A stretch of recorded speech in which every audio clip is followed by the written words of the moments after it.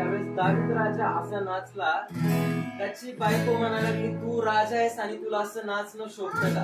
परंतु त्याला माहिती होतं ज्या परमेश्वरासमोर मी नाचतोय ना तो परमेश्वर मला याचं प्रतिफळ देणार. आमेन. त्यामुळं आराधना करत असताना लाजणं, घाबरणं आणि भीणं हे आपल्याला कुठंतरी आपल्या घरी ठेवून येणं गरजेचं आहे. हालेलुया. आपण आराधना करूया, आनंदाने त्याची आराधना करूया. थोडं फास्ट